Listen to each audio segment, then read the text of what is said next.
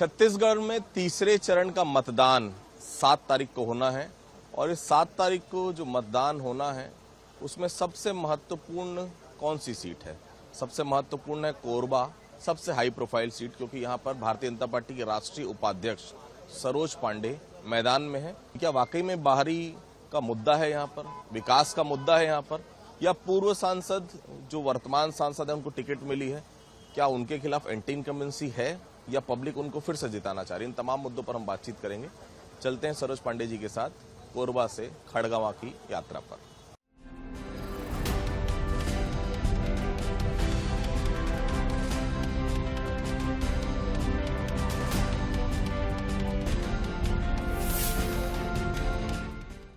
कोरबा लोकसभा सबसे महत्वपूर्ण लोकसभा, सबसे हाई प्रोफाइल। फिलहाल छत्तीसगढ़ की राजनीति को जितने लोग समझते हैं वो बहुत साफ कहते हैं कि सबसे हॉट सीट, सबसे ज्यादा ऐसी सीट जिस पर सबकी निगाहें हैं, वो है कोरबा। मेरे साथ बातचीत करने के लिए भारतीय जनता पार्टी से लोकसभा प्रत्याशी हैं सरोज पांडे जी, उनसे बात करूंगा। जब शुरू में आप आए थे तो ऐसा लग रहा था कि मुकाबला जो है वो बहुत कांग्रेस की तरफ जा रहा है, लेकिन अब धीरे धीरे जैसे जैसे नजदीक आ रहे हैं तो ये लग रहा है कि जो मेहनत आपने की वो सफल होती दिख रही है। गर्मी तो है ही, और गर्मी का तो एहसास होगा ही। रायपुर दुर्ग छोड़कर कोरबा आने की कुछ खास वजह? नहीं, आने का कोई विषय नहीं है। जब पार्टी निर्णय करती है, जो पार्टी का निर्णय होता है, हम उस पर काम करते हैं। पार्टी का निर्णय था कि मुझे यहाँ लड़ना है, मैं यहाँ लड़ रही हूँ। पार्टी का निर्णय था लोकसभा लड़ना है, लोकसभा लड़ रही हूँ। जब राज्यसभा जाने को कहा तो मैं गई। हम पार्टी के कार्यकर्ता हैं, पार्टी के निर्देश पे चलते हैं और पार्टी जो कहती है वो करते हैं। पार्टी ने कहा कोरबा लड़ना है, कोरबा लड़ रहे हैं। महंत परिवार की पूरी प्रतिष्ठा दांव पर है मैम। बिसाऊलाल महंत, चरणदास महंत, ज्योत्सना महंत, 5 साल वो सांसद रही, उनके पति भी सांसद रहे, अभी नेता प्रतिपक्ष है। उन्होंने भी अपनी पूरी ताकत झोंक दी है। उनका कहना है उनके भी अस्तित्व का ये चुनाव है। सरोज पांडे जी लगातार पिछले 1-1.5 महीने से इस क्षेत्र में मेहनत कर रही है। स्थिति कहाँ भारतीय जनता पार्टी की फिलहाल पा रही है? और जो सांसद रही हैं वो कह रही हैं कि मेरे 5 साल के काम के आधार पर आप वोट करिए। क्या लग रहा है आपको, जो क्षेत्र की जनता से आप लगातार मिल रहे हैं? मैं पूछना चाहती हूँ कांग्रेस की सांसद से कि कांग्रेस की सांसद ने पिछले 5 साल में एक उपलब्धि गिनाए, एक उपलब्धि। पिछले 5 साल उन्होंने कौन से काम किए? हमारे प्रधानमंत्री नरेंद्र मोदी जी की योजनाएं तक तो वो नीचे उतार नहीं पाई। जल जीवन मिशन जो हमारे यहाँ पे थी, नल जल योजना थी, हमारे यहाँ पे उन्होंने एक ऐसा कोई काम नहीं किया। प्रदूषण की इतनी समस्या है ना, उस पे वो कोई बात करती हैं। उनके कार्यकाल में उनके मंत्री चीखते चिल्लाते रह गए डीएमएफ फंड के विषय को लेके। 2 कलेक्टर अंदर चले गए। ये उस बैठक में बैठती रही, भ्रष्टाचार के मुद्दे पे कुछ बोलती नहीं, चुप रहती हैं। तो मैं एक बात को पूछना चाहती हूँ कि आखिर में कांग्रेस की जो सांसद हैं वो अपनी किस उपलब्धियों की बात करती हैं? भ्रष्टाचार की, निष्क्रियता की, या फिर अपने पति? उनके पति तो केंद्रीय मंत्री रहे, उन्होंने भी इस क्षेत्र को कुछ नहीं दिया। ये बात जरूर हुई कि प्यारेलाल कंवर जी का नाम जो मेडिकल कॉलेज के लिए रखा जा सकता था, उस नाम को हटा के उन्होंने अपने पिता महंत जी का नाम रख दिया, बिसाहूदास महंत जी का। तो मैं उस पर आपत्ति नहीं है, लेकिन आपत्ति इस बात की है कि क्या केवल एक ही नाम रखा जाना चाहिए? अन्य लोगों के नाम नहीं रखे जाने चाहिए? इस क्षेत्र में क्या कोई और नेता नहीं है? तो परिवारवाद से हम लड़ाई लड़ते हैं, ये परिवारवाद से भी लड़ाई है।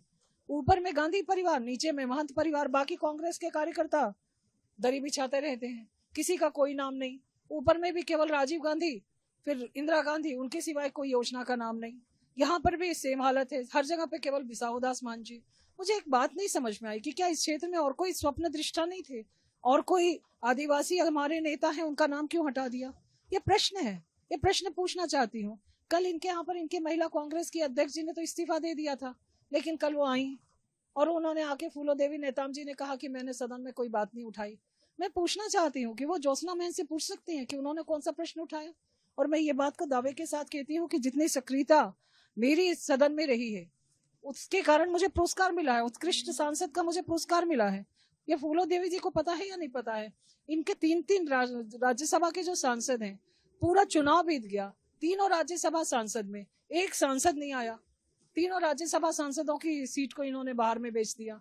तो बार बार क्षेत्र में मुद्दे बहुत हैं, कांग्रेस के पास कहने के लिए कुछ नहीं है। क्या यहाँ पर आपको लग रहा है कि मुकाबला अचानक क्यों टफ यहाँ के लिए? लोग जो पॉलिटिकल एनालिटिक लोग हैं वो मान रहे थे कि शुरू में मामला काफी टफ था, अब मामला जो है वो बेहतर, मानती हैं आप भी टफ था? ये टफ का विषय नहीं है। यहाँ पे जो समीकरण है वो समीकरण इस प्रकार के हैं। क्षेत्र बहुत ज्यादा फैला हुआ है।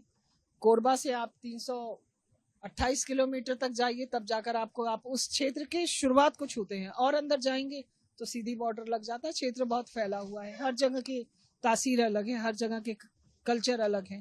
तो उसके कारण लोगों को ऐसा लग रहा होगा क्षेत्र में जो काम होने चाहिए वो कांग्रेस ने नहीं किया। तो अलग अलग परिवेश में अलग अलग बातें होती हैं। ज्योत्सना महंत के अलावा कोई और कैंडिडेट होता तो और आसान होता है चुनाव, ऐसा मानती है सरोज पांडे? ज्योत्सना जी भी कहीं नहीं खड़ी है, कहीं नहीं है। यहाँ हम लोग घूमे कोरबा में, इतनी सारी इंडस्ट्री है, इतने बड़े बड़े यहाँ पर एनटीपीसी है, सीएससी भी है यहाँ पर, लेकिन विकास, प्रदूषण, पर्यावरण प्रदूषण के अलावा विकास उस तर्ज पर दिखता नहीं। कोरबा आज भी विकास के पटल पर कहीं खो सा गया है। आपने जैसा कहा, मैं भी चिरमिरी होकर आया, उधर खड़गवा का एरिया मैंने घूमा, ऐसा लगता है कि एक टापू है, पहले भी एक टापू था, आज भी कोरबा एक टापू ही है। उम्मीद करें यहाँ की जनता की परिवर्तन 5 साल में दिखाई दे। अगली बार जब आप आएंगे तो आप कहेंगे कि मेरा कोरबा सबसे खूबसूरत है। मैं ये बात को दावे के साथ कहती हूँ और करके पूरा करूंगी। तीसरा चरण है मैम 7 तारीख को, क्योंकि राष्ट्रीय उपाध्यक्ष भी पार्टी की आप हैं, और दूसरी महत्वपूर्ण चीज, छत्तीसगढ़ को बहुत नजदीक से आपने देखा है। किन सीटों पर आपको लग रहा है कि तीसरे चरण में मुकाबले वाली सीटें हैं? मैं सभी सीटों की बात कर रहा हूं, जो 7 सीटें अभी बची। मुझे नहीं लगता कि कहीं कांग्रेस के साथ मुकाबला है। भारतीय जनता पार्टी सभी सीटों पे जीत रही है, पहले की भी सभी सीटों पे जीती है। हम 11 की 11 लोकसभा सीटें जीत रहे हैं। कांग्रेस भ्रम फैलाने की कोशिश कर रही है, और कांग्रेस के नेता तो स्वयं अपनी सीट नहीं तय कर पा रहे हैं।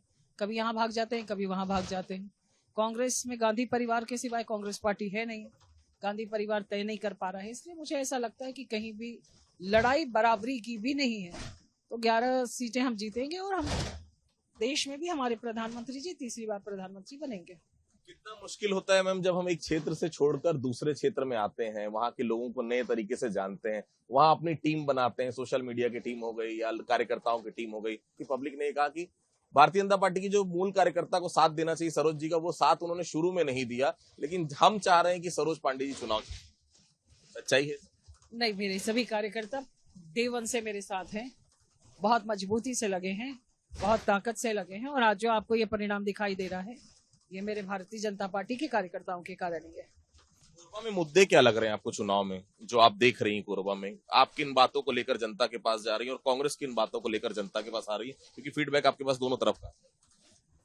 हमने भ्रष्टाचार को मुद्दा कहा है, सांसद की निष्क्रियता मुद्दा है, पिछले 5 साल में हुए काम मुद्दा है, और परिवारवाद के खिलाफ चुनाव की लड़ाई है। विकास पर हम लड़ाई लड़ रहे हैं, विकास का मुद्दा हमारा पहला मुद्दा है।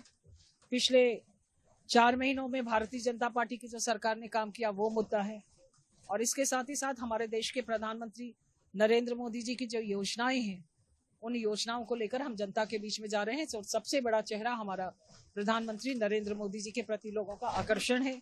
लोग उन पर विश्वास करते हैं, मोदी गारंटी पर विश्वास करते हैं, इसलिए मोदी गारंटी ही चल रही है। चुनाव के समय में मुश्किल 2 से 3 घंटे की नींद हो पाती होगी, उठे हैं तुरंत आए, फिर सोशल मीडिया में भी लोगों को संबोधित करना है, कार्यकर्ताओं से बात करनी, फोन तो दिन भर लगा ही रहता होगा। ये वैन है, लगभग यही घर है, मुझे ऐसा लगता है, जहां जा रहे हैं इसी में बैठ रहे हैं।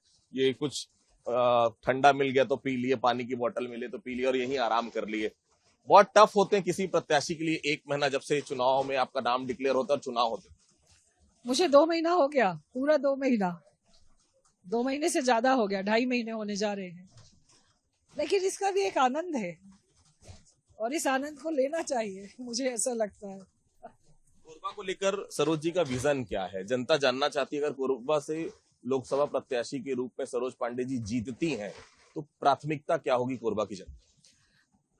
कोरबा में सुपर स्पेशलिटी हॉस्पिटल, मनेंद्रगढ़ में Ayush AIIMS, railway connectivity, air connectivity, और इसके साथ ही साथ इस क्षेत्र के विकास के लिए mining college, pharmacy college, law college, ITI, इन सब चीजों को लेकर, प्रदूषण की समस्या एक बहुत बड़ी समस्या है, उस पर काम होना, इन विषयों को लेकर ही मैं अभी मैदान में हूँ। कांग्रेस एक बड़ा आरोप लगाती है, भूपेश बघेल जी कहते हैं, कांग्रेस कहती है कि बृजमोहन जी को लड़ाकर इस बार बलि का बकरा बना दिया गया। स्कूल शिक्षा मंत्री रहे हैं, उनको सांसद का चुनाव लड़ा दिया गया, उनको राज्य की राजनीति से दूर किया जा रहा है जानबूझकर।